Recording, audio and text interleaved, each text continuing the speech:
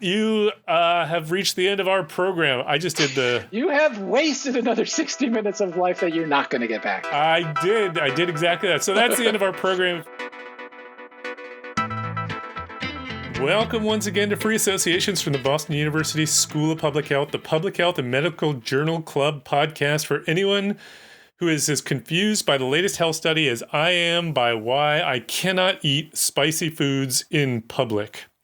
So we are doing an episode today on eating spicy foods. You guys both like spicy food, right? I love spicy foods. Oh, yeah. The more the better. I enjoy spicy food as well, but I cannot eat them around other people. Why not? Because I sweat profusely. Like in a... Really? Yeah, it's disgusting. And so, but I really enjoy spicy food, so I will often get it when I'm traveling and I'm eating by myself in my hotel room, and that is pretty much it. I have a similar reaction. If I eat spicy foods, I hiccup. Really? I do. Yeah. It's so bizarre because as it goes down, it's probably, irritating the phrenic nerve, and I get hiccups. Wow. It's really weird.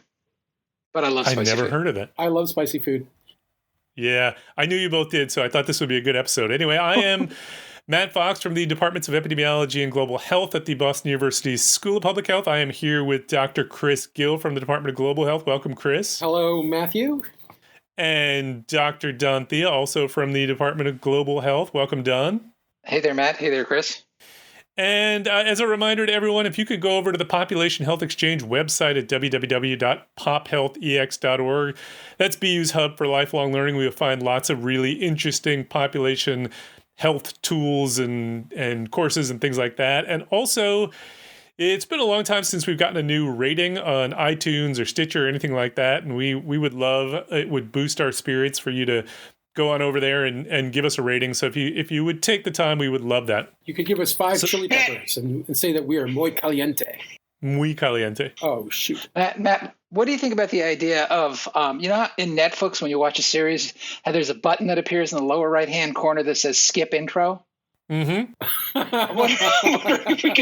we could do that for these Nick, maybe you can set that up for us. So he can. Same thing every week. So he can actually, and I have to say my favorite podcasts do this. So there are ways that you can put in bookmarks for different segments, and that allows people to jump ahead. And if we can do that, I would totally be in favor.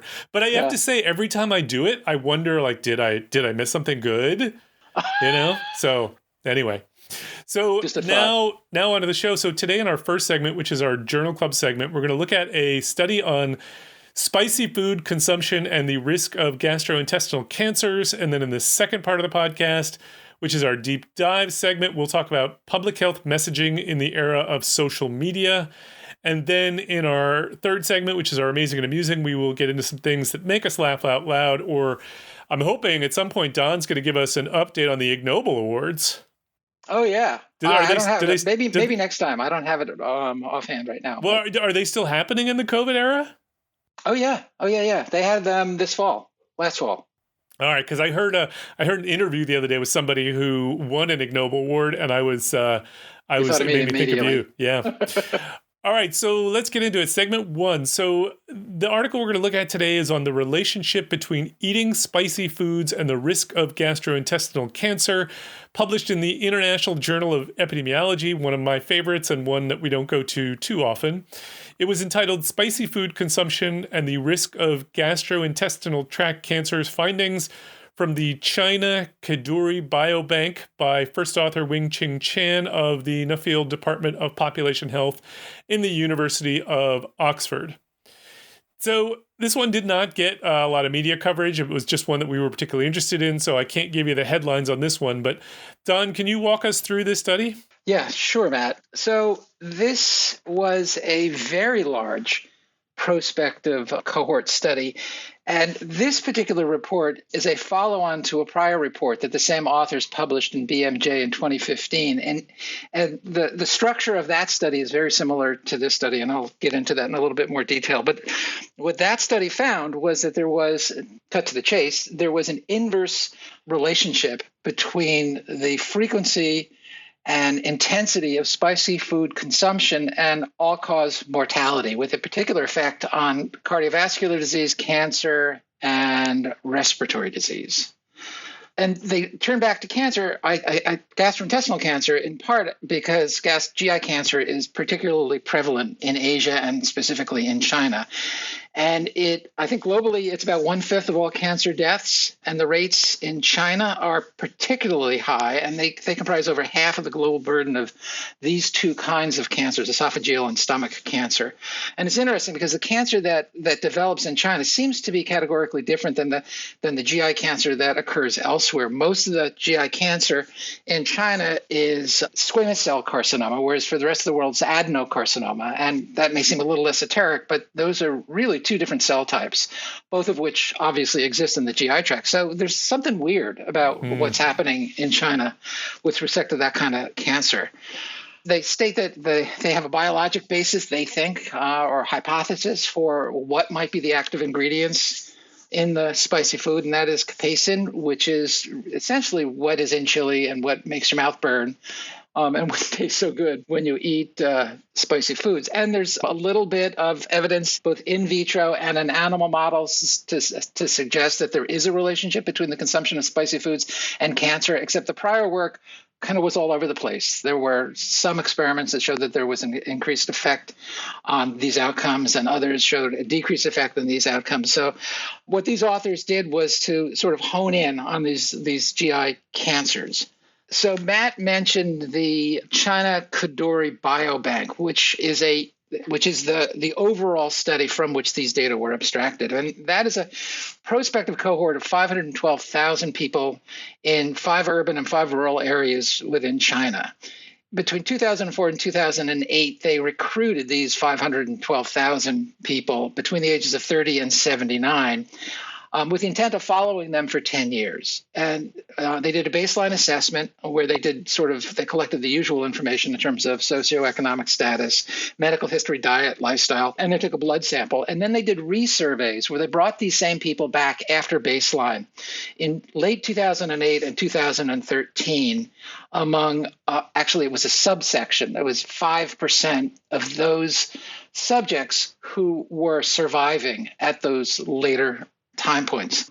At the baseline and at those revisits, they gave them a questionnaire and asked the question about spicy food consumption. Prior research had looked at spicy food consumption, and they really didn't break it down they broke it down basically into 2 groups. And the intent here was to break it down into more groups so that there's sort of more discriminating power in terms of these risk factors.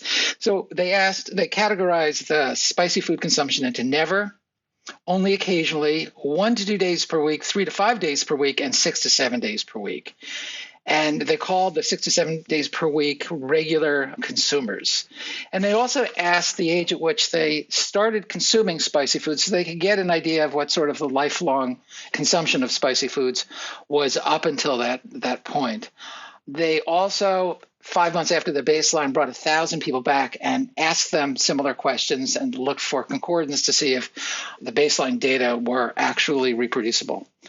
And then they followed them up for 10 years, and they had this extensive linkage with all sorts of medical records and insurance records that they have in China. So they were able to actually get outcomes for a large proportion of these individuals. If they were in the cohort and they had a history of cancer, they were excluded, and there were about 2,500 of those. And of all the people that were in this 512,000 individuals, there were only 36 people who claimed to have no spicy food consumption. I think that was a little wild. I did too. Only 30. I mean, my goodness, that is quite a tiny number. And so what they did is they did a Cox survival analysis to determine the hazard ratio for the development of cancer by baseline report at baseline of spicy food consumption. And they did some stratification by age and sex, and they adjusted for family history of cancer, education, household income, smoking, alcohol, activity, diet, including fruits, meats, and other potential contributors to the development of GI cancer. They also did a subgroup analysis by high and low cancer incidence areas in China, and they did some sensitivity analyses to exclude history of peptic ulcer, which can be a precancerous lesion in some people, prior chronic disease, and they also excluded the first 3 years of follow-up in some of these sensitivity analyses to try to deal with the issue of reverse causality. Before you go on, I mean, it was something that caught my attention, and you mentioned it as well, this issue about reverse causality. And I was trying to wrap my head around that because I can't imagine that that stomach cancer causes chili pepper consumption. But I could imagine that chili peppers cause stomach cancer. So usually when we talk about reverse causality, we're thinking about sort of an ambiguous, sort of causal network. But I don't see the reverse, that stomach cancer would cause consumption of chili peppers. So what do they mean when they say reverse causality here? Well, I think they mean precisely that. That was my reading. And that though you don't think that there's a relationship between the consumption of chili peppers and stomach cancer, there may still be one. And it could be that stomach cancer doesn't predispose to consuming more chili peppers. Maybe it predisposes to consuming a lot less. Yeah. That could be true. true. I mean, it could go in either direction. So I think their thinking was, well, let's just take that out of the equation altogether and not let that sully the evaluation. Let's focus on the latter 7 years of the follow-up. Okay, so that totally makes sense to me. Yeah, I buy that. So I apologize for interrupting, but I felt like there was such an interesting thing that they mentioned early on in their methods, and I was hoping that we would just, when it came up, that we would discuss it a bit further. So thank you. Well, Matt, I recall seeing this before in one or another observational cohort studies that we've covered on this podcast. Do you recall? Reverse causation? Well, where they did the same thing to deal with reverse causality. Yeah, no, this is a pretty common approach to trying to deal with reverse causation. I mean, sorting out the timing order, and this is actually an issue that I do want to come back to, but sorting out the timing order is critical for establishing causation. Knowing something comes before something else doesn't mean it causes something else, but if it came after, it can't cause. And therefore, these sort of sub-analyses or sensitivity analyses where you exclude anything that might be later in time than the exposure just seems to make sense. Prior to the exposure. Prior to the exposure, right. Right. All right. So about 30% of the group reported consuming spicy foods 6 days a week, and 33% reported consuming spicy foods rarely. So it was a pretty evenly split between the two groups. The spicy intake was more with males, younger people, more wealthy people.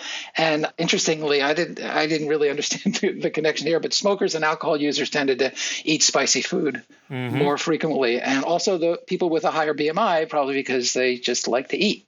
There were 5.1 million years of follow-up with 20,000 cancer diagnoses and an incidence of between 40 and 60 per 100,000 person years of cancer. And their bottom line, their adjusted findings found that the frequency of spicy food inversely was associated with cancer.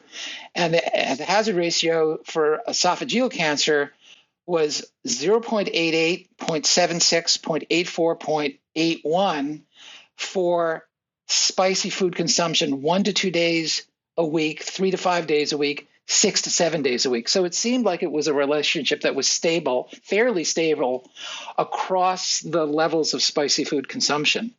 And that was the same, though it was less pronounced and less significant for both gastric and colon cancer. And they also reported a significant relationship in the same direction between esophageal cancer mortality. But I think it wasn't frequent enough to come to the same findings for the other cancers. But the greatest benefit was in the non-smoking and the non-drinking population. Interesting. Well, I suppose that sort of stands to reason, since there's probably, smoking and drinking contribute a higher baseline of cancers to those. So that's sort of the bottom line. So it looks like spicy food is going to protect you from esophageal GI cancer.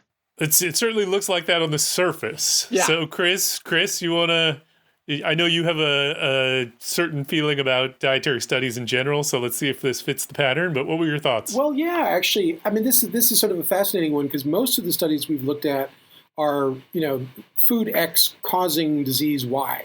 And here we have the reverse, where food X seems to be protective against disease Y. In fact, X, Y, and Z, because we're looking at 3 different locations of gastrointestinal cancer, stomach and esophageal and colorectal. So I thought that, I was thinking to myself as I was standing in the shower, does this change my fundamental distrust of dietary studies? Because in this case, they found a protective effect rather than a harmful effect. And I decided that, to be fair, I should not allow that to be the case, even though I love chili peppers and would love for this research to be true. Because, my mom was always ragging on me about like drinking too much Tabasco sauce on everything, and she's going to, you're going to kill your taste buds and rot your stomach out. And that's mom talk. So, sorry, just to clarify here, you drink Tabasco sauce? Well, I love Tabasco sauce, and I put it on a lot of foods. So, Wow. I consume a lot of Tabasco sauce. Okay. Wow. Okay. And so therefore, my bias is that I want this to be true, that it's protective. I thought it was sort of fascinating, though, that the general assumption in the literature, which I guess is probably widespread, is that because chilies cause this sort of burning sensation in your mouth, that they're therefore causing a burning reaction in your body, which is not true, right? The two are delinked. And one sort of interesting fact that I just want to put out there is that birds cannot taste capsaicin, whereas rodents do. So there's this sort of theory that the reason that chilies exist and are spicy and capsaicin is found in them in different quantities is to discourage the consumption of chili peppers by rodents and to encourage the consumption of chili peppers by birds, which then scatter the seeds over a much wider area.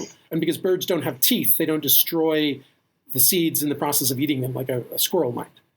I feel like you talked about this in one of your I amazing remember that amusements. too. Yeah, I mean, I think it's sort of an intriguing theory. So anyway, a couple of thoughts about the study. So I think the study actually had some strengths, and I came away somewhat persuaded by it.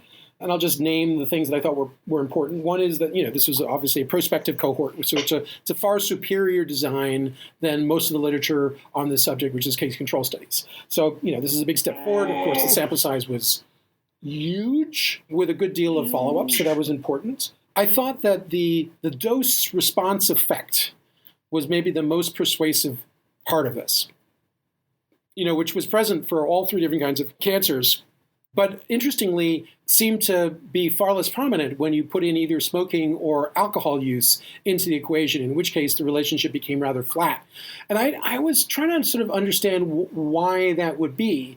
And one thought is that the effect of capsaicin, if there is one, is relatively subtle, whereas the effect of alcohol and smoking is likely to be huge. And so we're going to a different scale. But I'm not sure if the data really can tell us that, because it was all sort of in relative terms.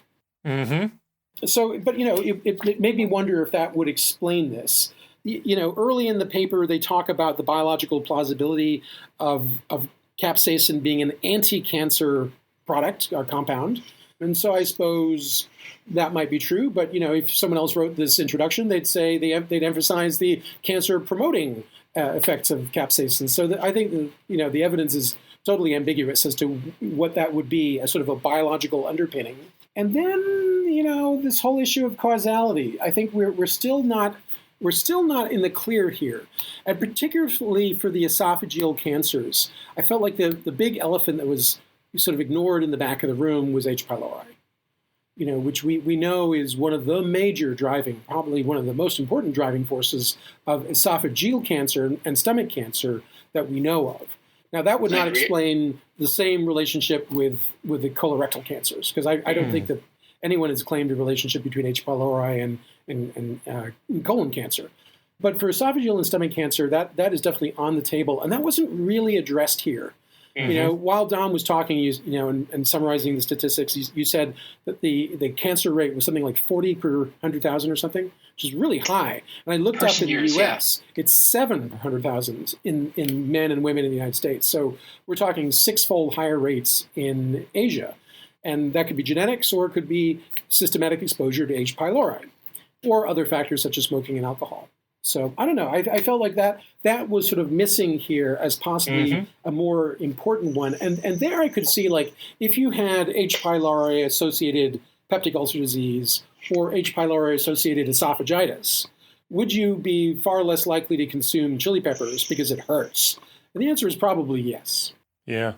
So that's a really good felt point, to me Chris. like, because it hurts. Like I know that sometimes when you get a little bit of stomach upset and if you have a bowl of spicy soup, that is not the thing to make you feel better. No. So I wondered if that might be part of this. And beyond that, I was really curious to hear from you, Matt, in terms of when you think about causal inferences, how did you view this study in terms of like sort of creating a logic structure that would get you from A to Z here? Mm-hmm. Yeah, so let me jump in because you raised a number of points that I wanted to hit on, and I think they are worth going back to. So I think I have come to the general conclusion, beyond some major things that we know about diet, that I am probably never, ever going to be completely convinced that, there are some dietary factor is causally related to some outcome outside of a trial, because we've just, we've hit on this so many times that there are problems. But I do think it is helpful in getting us to some preliminary evidence that might be useful in trying to design a trial if you ever wanted to do that. And we have talked about all the kinds of reasons why dietary trials are really problematic, and you're not really trialing the one substance that you're trying to isolate. Specifically, you're trying to, more determine whether or not we can influence people's diets. But leave that aside. One of the things we've talked about sort of vaguely a couple of times is Hill's criteria. And I have, referenced that I'm not I don't dislike Hill's criteria, but I'm not a huge fan of Hill's criteria either. But I thought this was an interesting case where we might want to actually talk about it a little bit. So Hill's criteria, this is Sir Austin Bradford Hill's criteria that he talked about that you could use to start to think about causation. And this was in the 1960s in relation to smoking and lung cancer. So he laid out a bunch of criteria. I'll go through just a few of them. So he talked about strength, consistency, specificity, temporality, biologic gradient, plausibility, coherence. So let me just go back through those. So strength, meaning bigger effects would be less likely to be explained away by confounding, which is an interesting one. But of course, there are some really good examples of cases where strength of effect is explained away by confounding. But in this case, you're not talking about a tiny effect, but you're not also talking about a massive effect. And so it sort of leaves you up in the air as to whether or not this even fits the bill. Consistency, are results consistent across, time and place, and I would also add studies. And here we don't have that because, as you pointed out, the previous studies have suggested a harmful effect. I don't know that though really needs to be taken into account here, because we do think that while I would disagree with the idea that prospective studies are always better than case control studies, in this case I do think that is the case, and so the fact that we don't have consistency here doesn't bother me. Specificity, that one exposure causes one outcome, I think we can throw that one out. I think that's a relic from infectious diseases. Temporality, the exposure has to come before the outcome. That's what we were talking about in relation to their sensitivity analysis. And there I think you have, they've done a nice job of at least paying attention to this. Can you completely exclude reverse causation? I don't think so, but I think they've done a nice job with that one. So then the last two that we'll talk about are biologic gradient and plausibility. So biologic gradient, meaning more of the exposure should lead to more of the outcome, less of the exposure should be less of the outcome. And there, I don't know, I'm less convinced. I mean, you're right that they saw a bit of a dose response here in that, sort of the more spicy food, there was a little bit more of an effect, but not a lot and not enough that I wouldn't be convinced that this isn't, just sort of looking at random error. In addition to which, if you have confounding, if the exposure, spicy food consumption, is strongly related to some other factor that has a dose-response relationship, you're going to see a dose-response relationship in the relationship to spicy food consumption. And so, I don't know that I'm totally sold just because I see a dose response, though you certainly want to see that. Of course, there are cases where causation does exist without a dose-response relationship, but it's sort of helpful. And then the last one is essentially plausibility. Does it fit with what we previously know? And there we're sort of stuck, right? Because as you said, Don and Chris, that we have reason to believe, from evidence from lab studies that this could be both harmful or protective. So we're kind of left up in the air a bit, and that's where I fall on Hill's criteria. They're sort of interesting, but I don't think they get us all of the way there. So that's sort of my take on it. Don, what was your overall take on this study?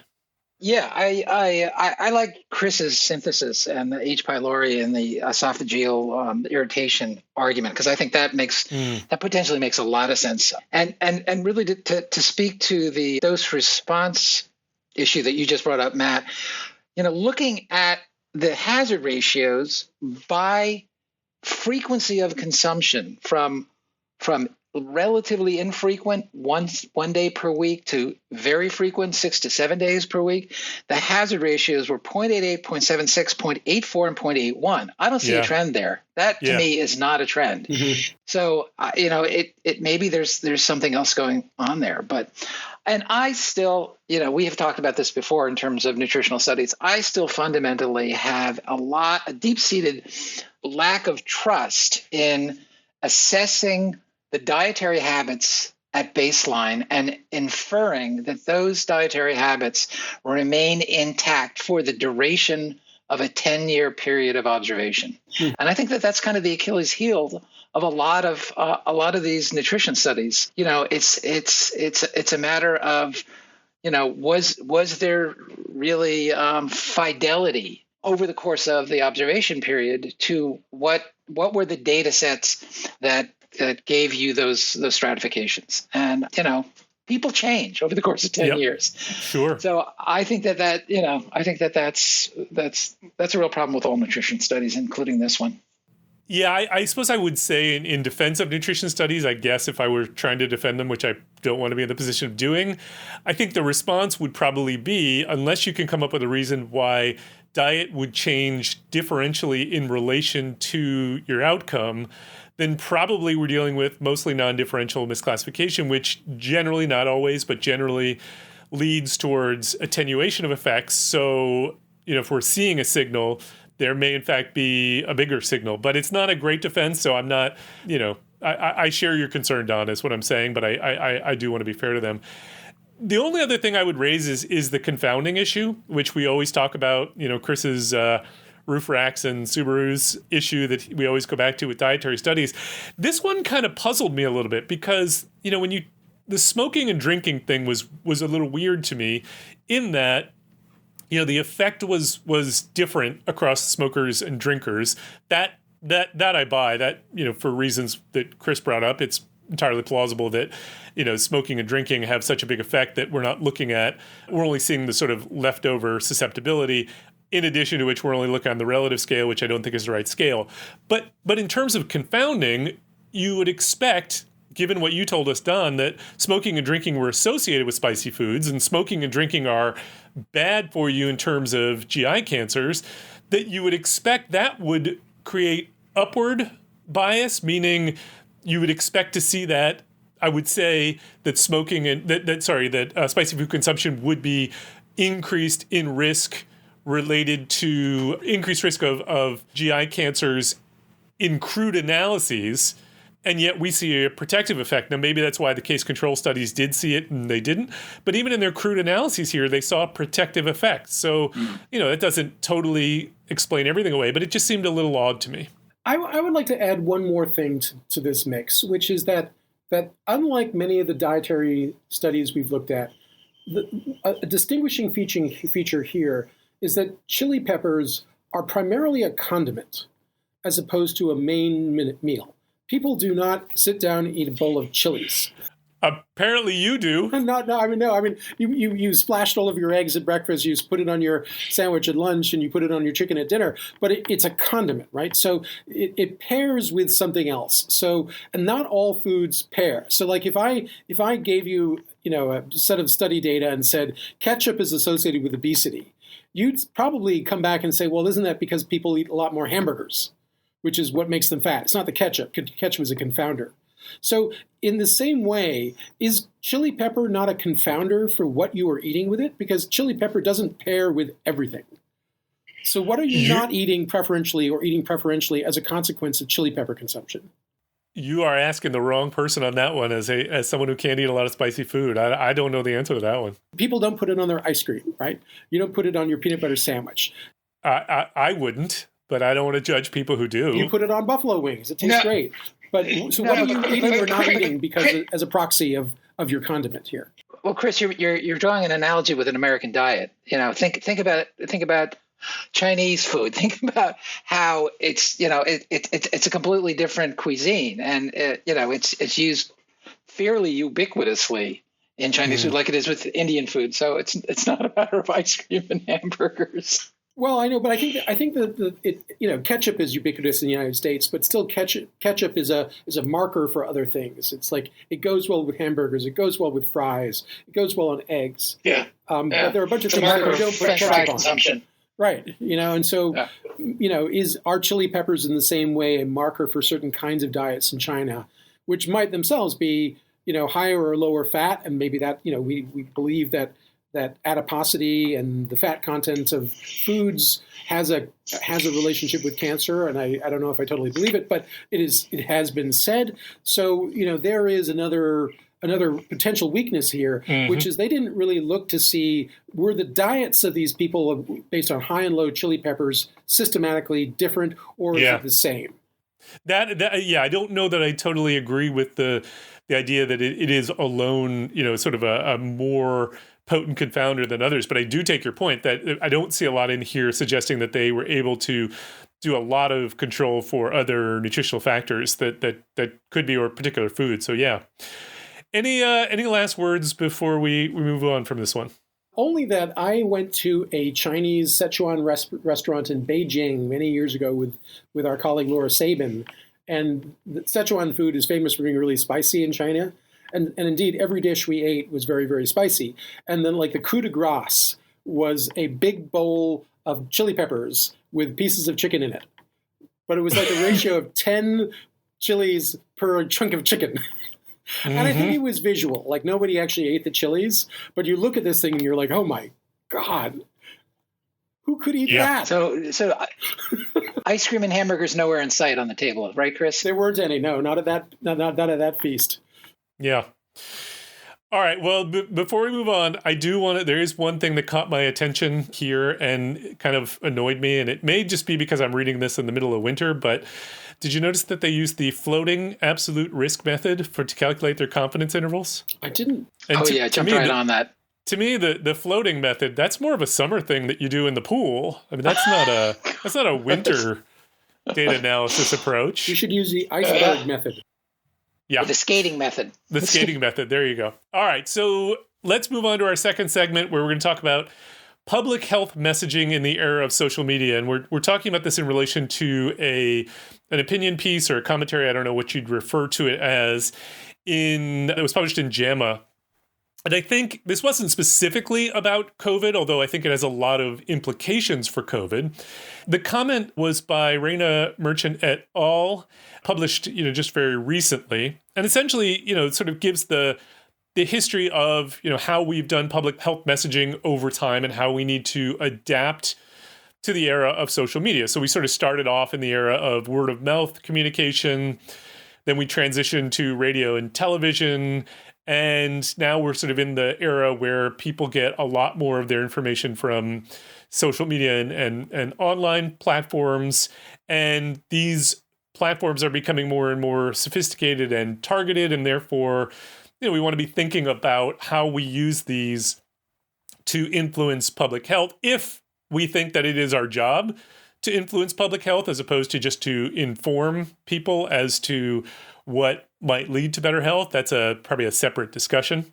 So they explore the following 4 strategies to advance public health messaging in the, now in the COVID crisis, but in the future. So they talk about deploying countermeasures for misinformation, surveillance of digital data to inform messaging, partnering with trusted messengers, and promoting equity through messaging.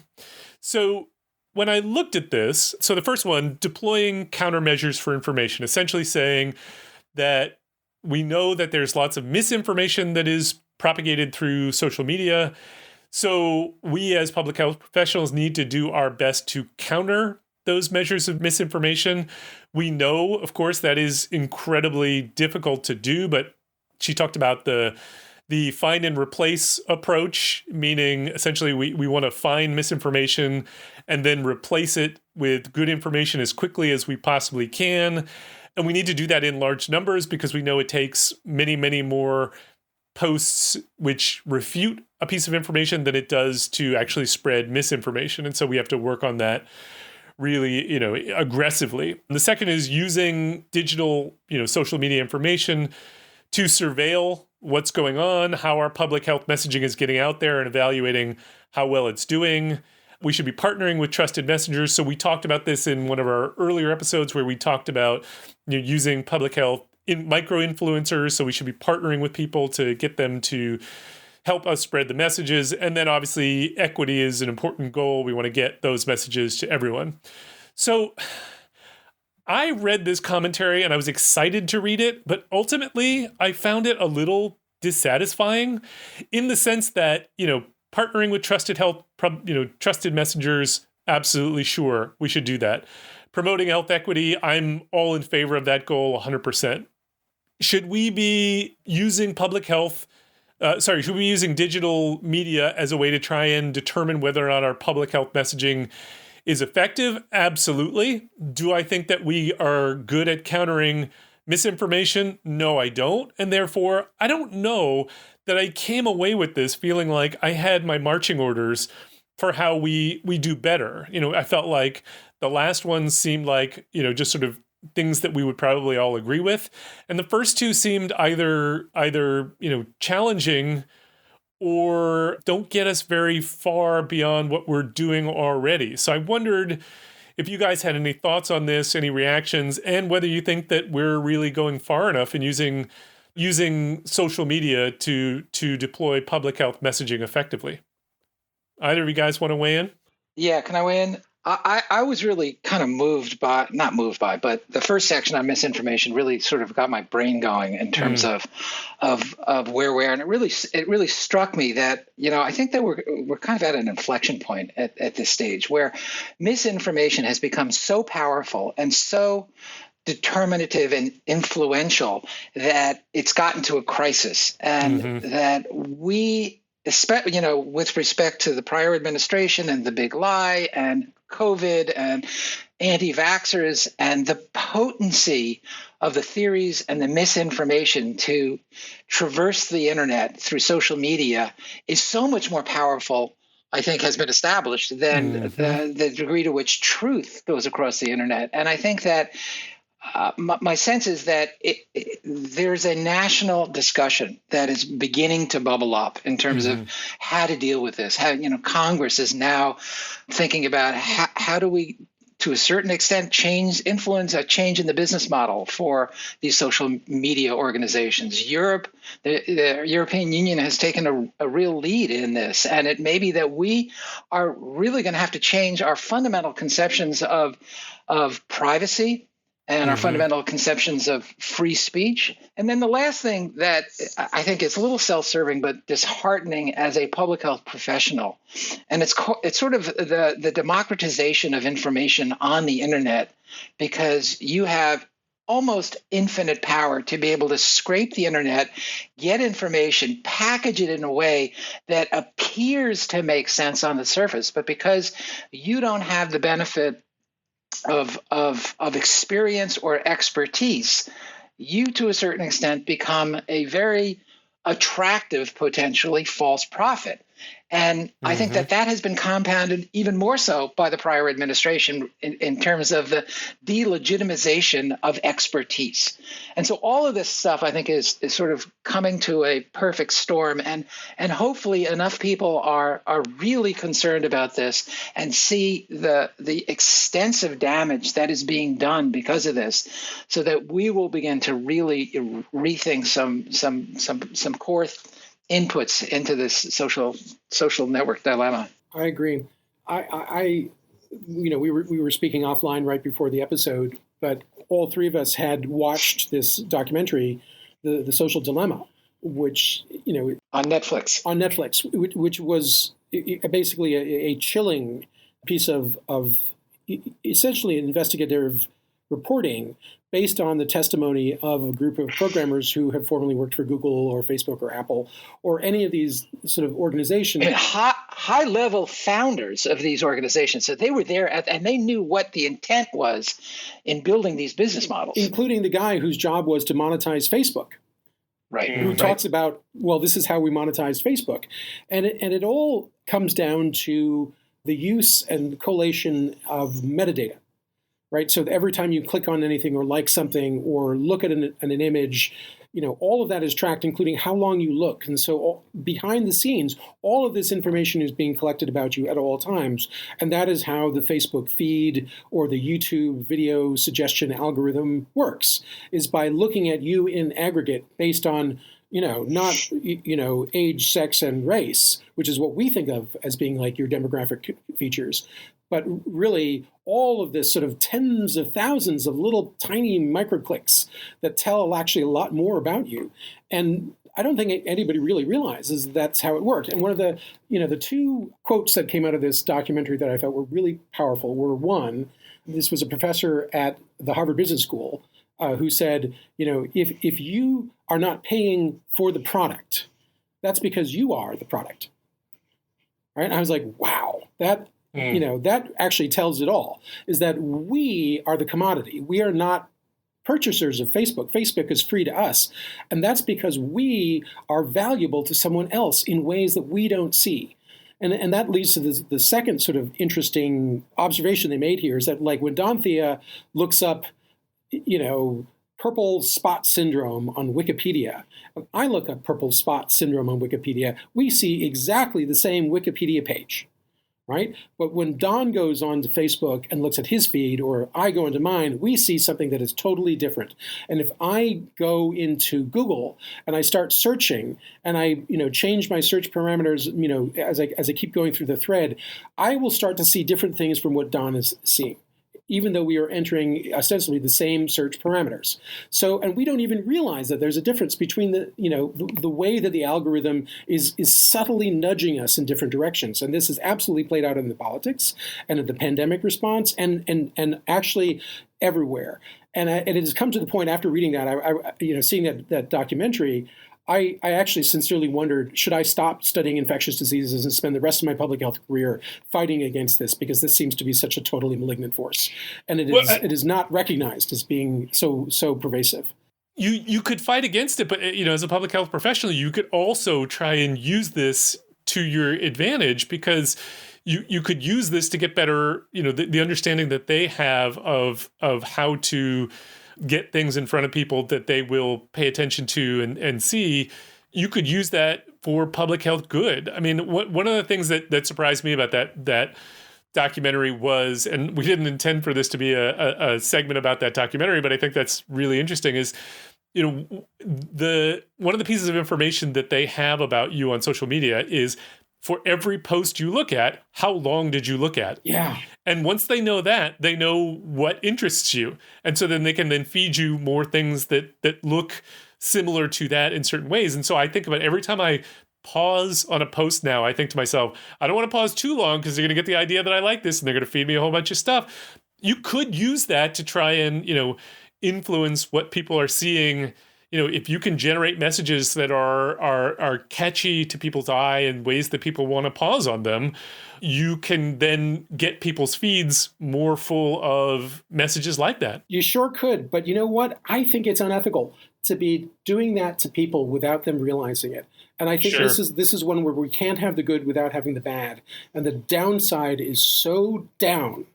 The fact that we just had an election and some, number in the tens of millions believe that the election was fraudulent because of what they saw on YouTube and Facebook. That to me says, we have moved from the information era to the misinformation era. Well, because I think there's one other factor there, in that the president was pushing that lie. Well, he wasn't the only one, but yes. But let me just put in a plug for a colleague of ours who gave a talk that really bowled me over. Her name is Elaine Niswazi, and she is a faculty member in the Department of Global Health.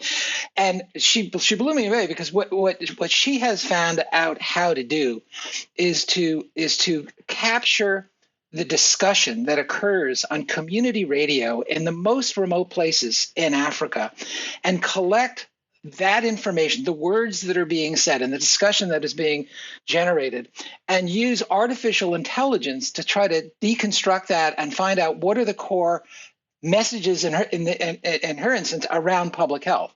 And in that way, you can reach deep into the lowest levels of community and understand what is the result of your, in a very real, tangible, and real-time way, what are the results of your public health messaging? And it just struck me as a wonderful use of technology and a very powerful way to really have us understand in real time the effect that the public health messaging is having. So technology is not all bad. There are really interesting, really innovative things that can be done. And I agree. All right, Chris, you want the last word? Well, I was just going to say, I agree. I thought Elaine's presentation was awesome, and it was so clever. And I wish I had thought of it. So good on you, Elaine. I would agree. I unfortunately couldn't attend that talk, but I've seen many of her other talks, and they're fantastic. So let's move on to our last segment, which is our favorite, our amazing and amusing. And I'm going to go first. So you guys act as reviewers for journals. Do either of you serve on editorial boards? Hell no. I do not. Interesting reaction, Chris. So I was interested. There's this piece in it was in Science. It's a I don't guess you wouldn't call it an editorial piece, but it's more of a news story a bit, but went into some more detail. This is by Kathleen O'Grady. This was in October 28th of 2020.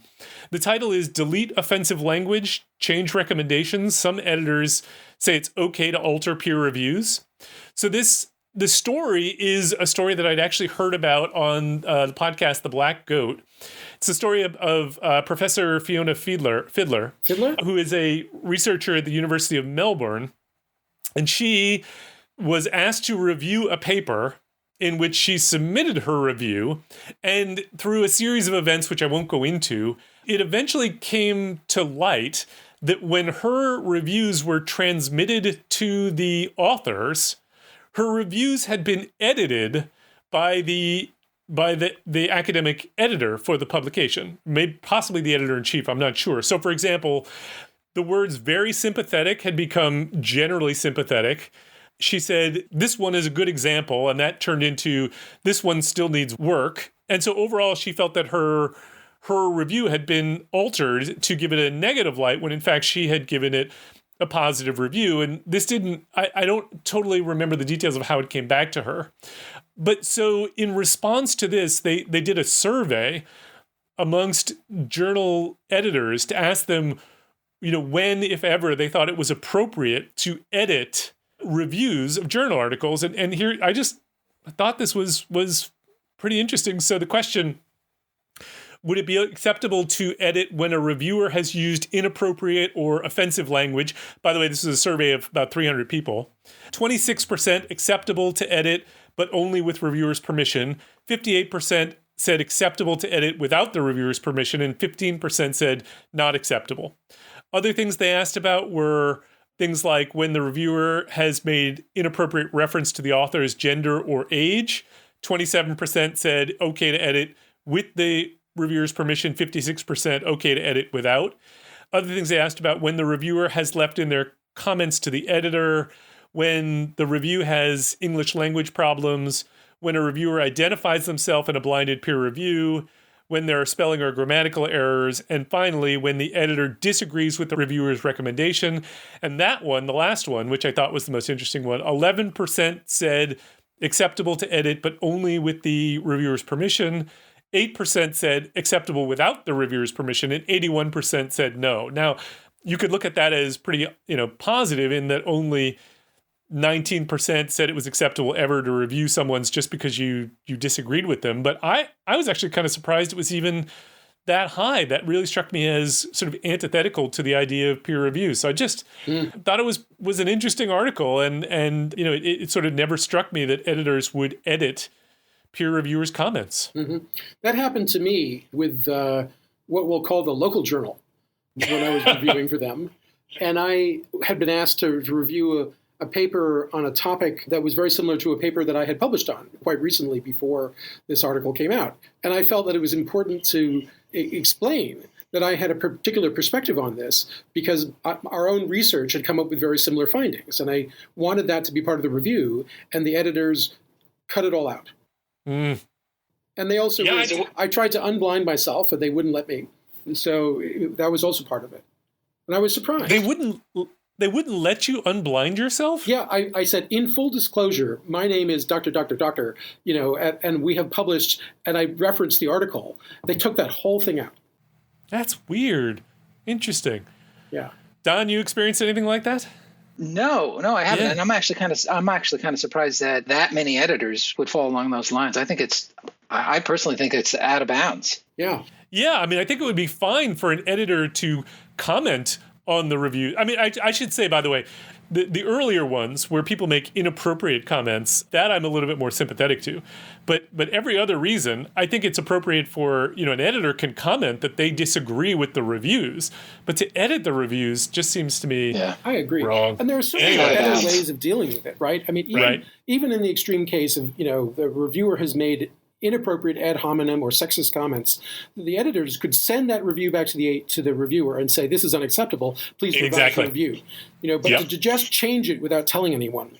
Yep, agreed. Seems crossing the line to me. Agreed. All right, Chris, what do you got for us? Well, things have been so depressing lately that I was delighted when the BBC came up with the new version of the classic TV series, All Creatures Great and Small. It's a new edition. It's utterly charming. Unfortunately, it's only the first season, so you get like 8 episodes, and then you're like, oh, what happens next? But you know what happens next. It doesn't matter because the whole theme of All Creatures Great and Small is that there are these mini dramas, which are not very dramatic, but they're important life lessons, and it's peaceful and it's lovely, and it always kind of has a positive message, and they just feel great to watch. I totally loved the show, and I loved the books when I was growing up a kid, and I read them to my kids when they would listen to me, and I just think it's interesting. So in that, because it had been a long time since I read the original book, the TV series takes place in this fictional town called Darrowby in the Yorkshires, and so I immediately go on my cell phone and I'm like Googling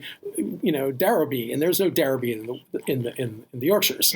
There is no town of Darrowby. So then I was like, oh, okay, so it's partly fictionalized. So I then went to my usual source, which is Wikipedia, and started reading about James Herriot. And I learned that there's a whole bunch of stuff going on here which I was unaware of, which is that, first of all, the All Creatures Great and Small series, the title comes from an Anglican hymn. Did you know that? Which is called All Things Bright and Beautiful. Oh, I'm aware of the hymn, but I did not realize I didn't make the connection. Yeah, the first verse of the hymn reads as, all things bright and beautiful, all creatures great and small, all things wise and wonderful, the Lord God made them all. Which I thought was charming. Okay. Yeah. And then I went to iTunes and I downloaded the song. And if you want, I can play you a little bit of it. It's quite pretty, but I don't have to. Nick won't let you. You won't let me? Okay, fair enough. So anyway, it turns out that James Herriot was his pen name. The gentleman in question was actually named James Alfred White. And most of the other details from the story are roughly true, except that it took place in a village called Thirsk, Thirsk, in the Yorkshires, and that he basically was, as laid out in the series and in the books, joined as a junior veterinary assistant to this senior veterinary surgeon, and then took over the practice when the senior surgeon went off to fight in World War II as part of the Royal Air Force. And when he came back, he was made a partner, and then he, James Herriot, i.e. James Alfred White, also volunteered for the Royal Air Force and served for a brief time, but was discharged honorably because he had an anal fistula, out of all things, and was deemed unable to fly because of this. Anyway, I thought all of this was quite fascinating, and I just wanted to mention that. Very cool. Don, what do you got for us? Go ahead. So I have an article to report that is actually quite similar to our first section in this podcast today. Okay. And there are a couple of things that get swapped out. So this is a research study that was the principal investigator is Auriel Willett. It appeared in the November 2020 issue of the Journal of Alzheimer's Disease. And the reason I'm bringing this up is in part similar to what Chris was talking about in terms of his bias for the outcome of the study in our first section. So this came out of the Food Science and Nutrition Department in Iowa State, and it was a prospective cohort of 1,787 aging adults from 46 to 77 years of age in the UK that were collected similar to the first study we talked about, but this time it's the UK Biobank. And I think it's set up similar to we have done studies. We've done studies, reviewed studies before in segment 1 from the UK Biobank. Yep. Yes. Right. So basically, they did a food frequency questionnaire, and then they did what they call a fluid intelligence test, which basically was a way to provide an in-time snapshot of an individual's ability to think on the fly. And they did a similar analysis to the study that we talked about, and they had baseline information on fresh fruit, dried fruit, raw vegetables, salad, oily fish, lean fish, all the rest of it. But the conclusions that they came up with in terms of a protective effect of the consumption of various food types against age-related cognitive problems, even later in life, was that cheese was by far the most effective. Cheese. And then the cheese, which just blew me away, and I love this study for that reason, despite everything I said in the first portion of this podcast. Was this the fondue study? This could have been. The daily consumption of alcohol, particularly red wine, was also related to improvements in cognitive function. Mm-hmm. Mm-hmm. What about chocolate? So that sneak in there anyway? No, I don't know that they actually looked at chocolate, but specifically Reese's peanut butter cups. Is that cheese, red wine, and probably crackers also have a beneficial effect on your thinking later in life. Oh, I know what I'm doing tonight. I was going to say, having not read the paper, I completely agree with this research. Totally.